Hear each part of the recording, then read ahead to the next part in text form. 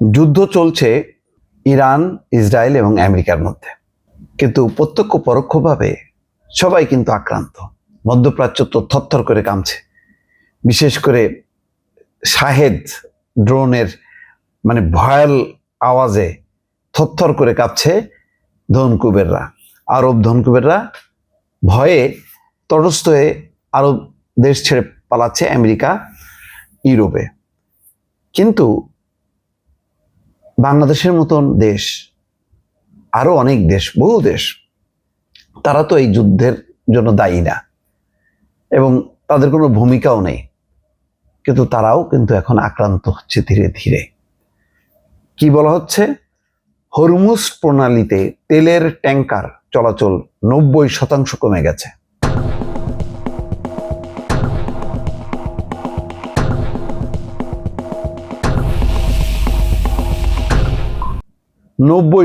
কমে গেছে। তার মানে জ্বালানি সংকট আসছে খুব ভয়ালভাবে।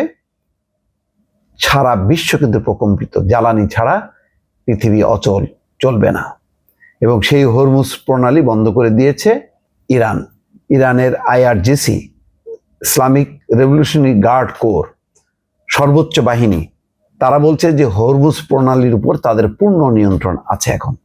এখন কি হবে? বিশ্বের মোট অপরিশোধিত জ্বালানি তেল সরবরাহের প্রায় 1/5 এই জলপথ দিয়ে পরিবাহিত হয়। ইরানের সামরিক কর্মকর্তারা দাবি করেছেন তারা গুরুত্বপূর্ণ এই নৌপথ দিয়ে জাহাজ চলাচল সম্পূর্ণ বন্ধ করে দিয়েছে। তবে কেপলারের তথ্য মতে কিছু জাহাজ এখনো এই বিপজ্জনক পথ দিয়ে ঝুঁকি নিয়ে চলাচল করছে, খুব অল্প সংখ্যক। কেপলারের বিশ্লেষক ম্যাট রাইট বলেন, অন্যান্য অনেক ধরনের নৌযান চলাচল প্রায় পুরোপুরি বন্ধ হয়ে গেলেও কিছু তেলের ট্যাঙ্কার এখন এই প্রণালী দিয়ে পূর্ব এবং পশ্চিমে যাতায়াত করছে। তবে অনেক ক্ষেত্রে জাহাজগুলো তাদের ট্র্যাকিং সিস্টেম বা AIS বন্ধ রেখে, অর্থাৎ সংকেতহীন অবস্থায় চলাচল করছে, ঝুঁকি নিয়ে কৌশলে চলাচল করছে, কিন্তু অন্যরা করছে না। শত শত তেলের ট্যাঙ্কার হরমুজ প্রণালীর এক প্রান্তে আটকে আছে।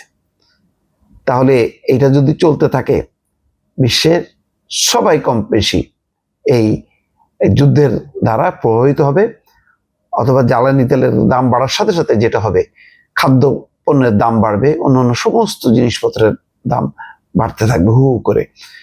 যদি 1 সপ্তাহের মধ্যে এই যুদ্ধ শেষ না হয়, যদি এরও বেশি প্রলম্বিত হয়, নিশ্চিতভাবে জ্বালানি তেলের দাম বাড়বে এবং জ্বালানি তেলের দাম বাড়ার প্রভাবে মূল্যস্ফীতি ভয়ঙ্কর একটা অবস্থা তৈরি হবে, অকল্পনীয়।